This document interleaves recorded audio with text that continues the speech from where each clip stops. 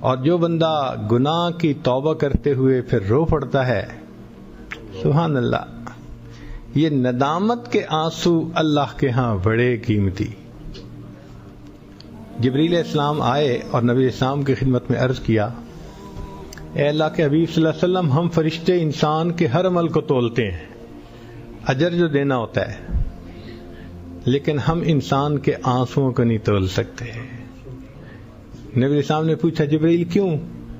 فرمایا کہ اتنا اجر اللہ دیتے ہیں کہ جو میزان میں تولا بھی نہیں جا سکتا۔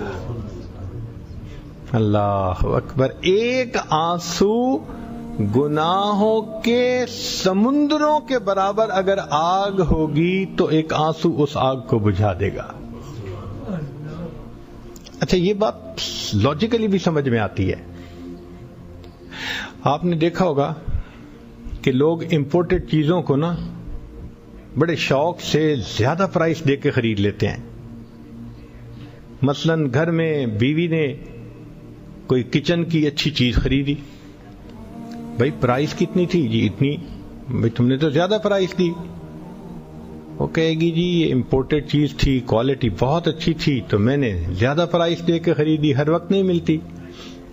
تو دنیا کا دستور ہے کہ امپورٹڈ چیز کو زیادہ پرائس دے کر خریدتے ہیں کہ وہ ہمیشہ نہیں ملتی۔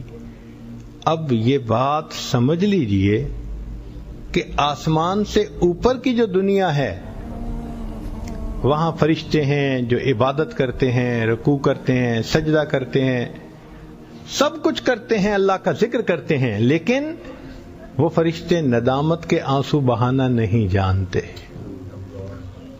لہذا جو ندامت کا آنسو ہے یہ آسمان سے اوپر کی دنیا کے لیے ایک امپورٹنٹ چیز ہے۔ اور جب کوئی فرشتہ کسی گناہ گار بندے کے گناہوں کے آنسوؤں کو لے کے اللہ کے پاس جاتے ہیں، اللہ رب العزت امپورٹڈ چیز کو پھر دگنے پیسے دے کے خرید لیا کرتے ہیں، اس پہ بھاؤ لگا دیتے ہیں ہیرے اور موتی کا۔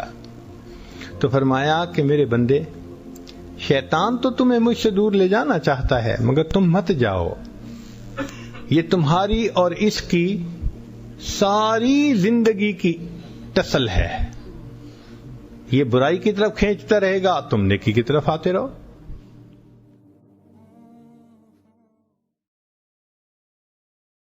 لا الہ الا اللہ محمد رسول اللہ علیہ صلاة اللہ وآلہ والأحبہ۔